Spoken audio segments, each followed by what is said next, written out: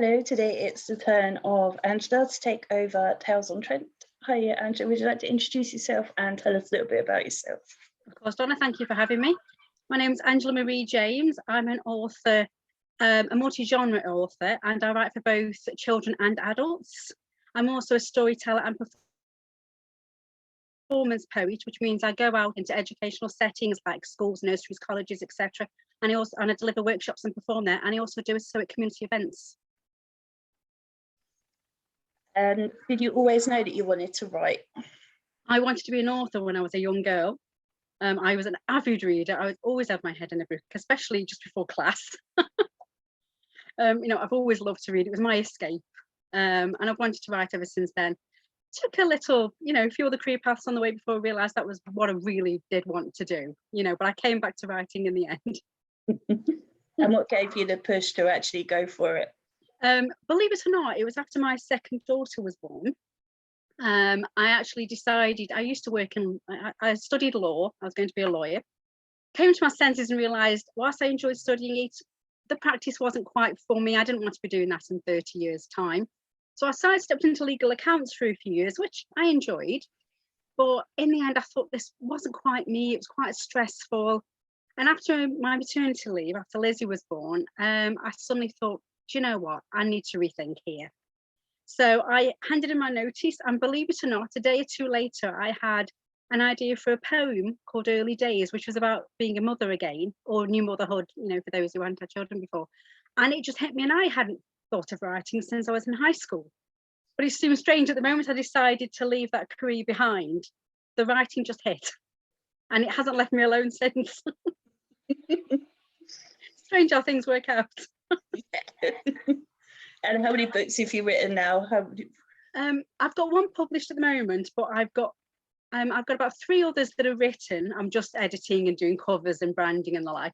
But I have got that many books in various stages, shall we say. Because believe it or not, I actually went about it a slightly different route than most authors. Because I actually went out into the community and into schools first. Before I even thought of publishing, I went and performed my work, both short stories and poems. And I guess I wanted to see if they were any good, if they were liked, before I even thought of becoming an author.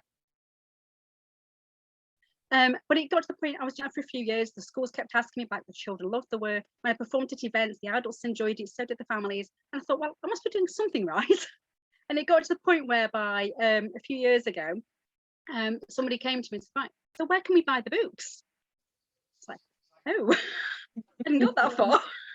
So I think 2018 to 19, I started to think, right, how do I do this? How can I do it? Because I'd got hundreds of poems written, various short stories and various stages, ideas for novels, but I hadn't put anything together ready for publishing.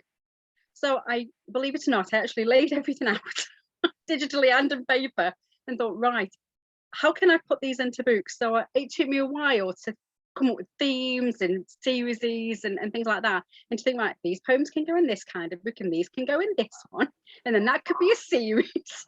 And I'm gradually working my way through it and just using the material I've already got and then adding to it to fill it out into a full-size book, really. So it's taking some time to do it, but I'm gradually working my way through and coming up with final products now. It's been a mammoth task, but I'm getting there. I've got about a list of like 20 books, various stages that I'm working on. But I'm concentrating on so many at a time. But I've got a list of various ones which are like, I've got 15 poems for that book. I've got 3 short stories for that one, and things like that. Oh my God, yeah, that sounds like hard work. Rather you than me. It's good fun. Because I thought I don't want to just put collections out where it's just a mismatch. I wanted to have themes. Because the first poetry book I published in 2019, which is called Conflict, that actually just started out as I thought I'll theme it around conflict, or various types of conflict, war, environmental issues, mental illness, physical illness, and various things. And then I thought, well, I've got 100 poems in that book, great. And then I thought I wanted to do a war poetry book. And then I thought I'd like to tackle some of the themes in that first book and go further. And I thought, why don't I turn it into a series, and that will be the first one? So I'm currently editing that and about to rebrand it so it can be part of a first in the series now. So I'm about to republish that in a month or so, and then I'll be working in the other books in the series.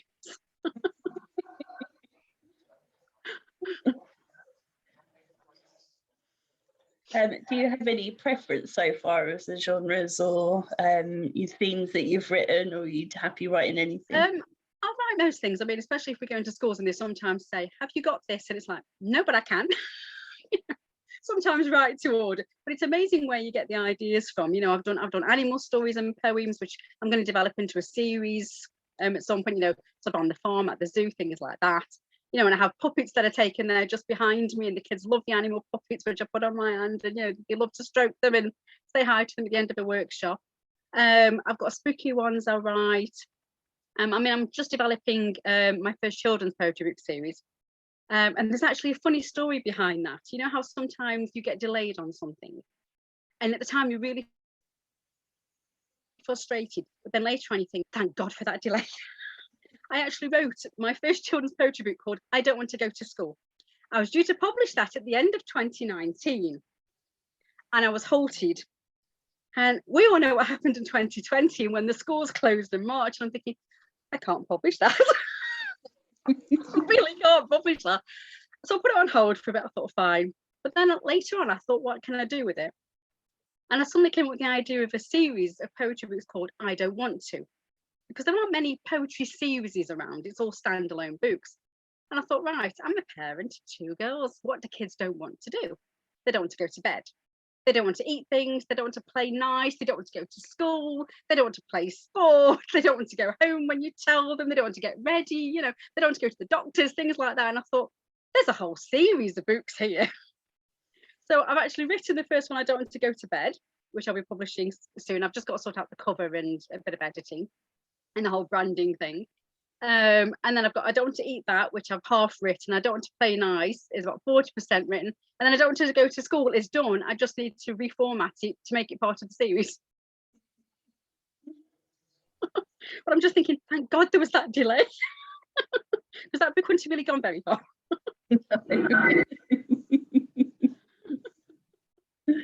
Oh, good old pandemic. Who knew Oh, it would have good things as well as bad?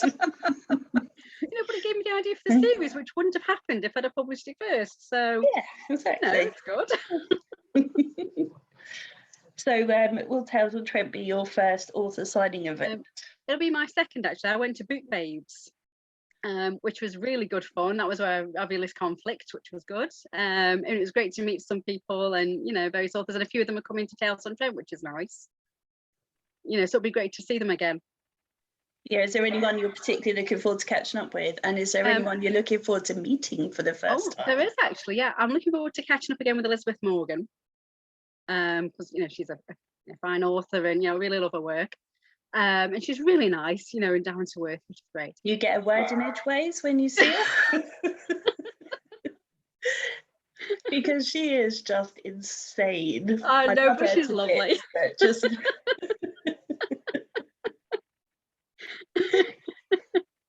But one person that I've recently discovered through the Tales on Trent Facebook group is Valerie. You know, Valerie Keogh. Yes. I love her work. She had an offer on one, so she put it on Facebook, and I thought, oh, I like crime dramas. I like psychological thrillers. Haven't heard of this author. I'll give her a go.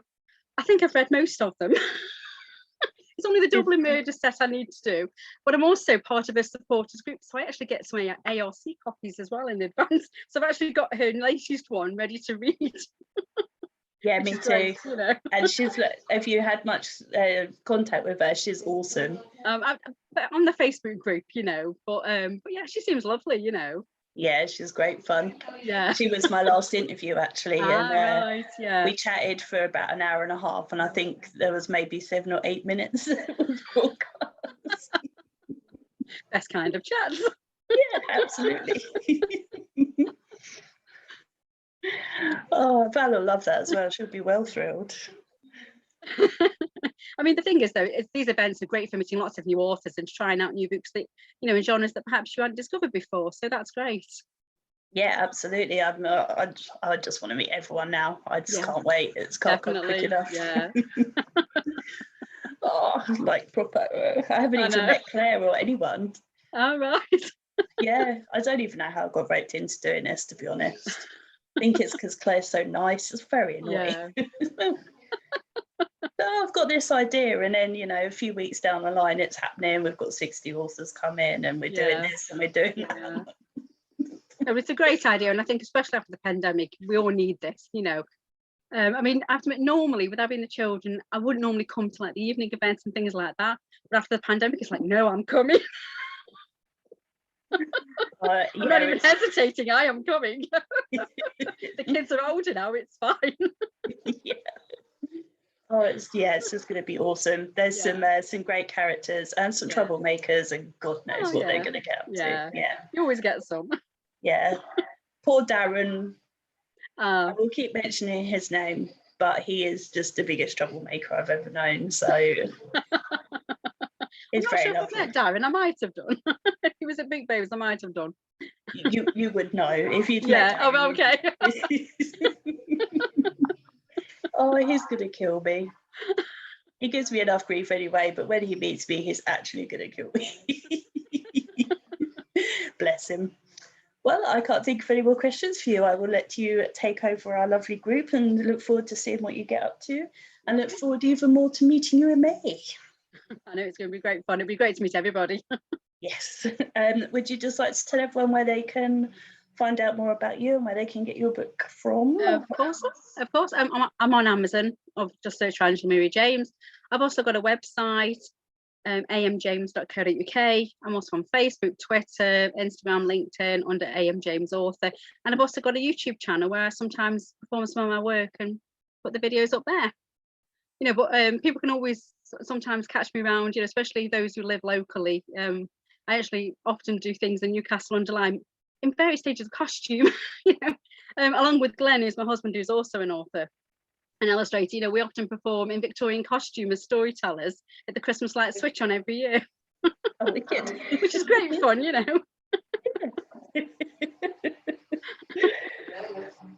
Oh, brilliant. Well, thank you very much. Thank you.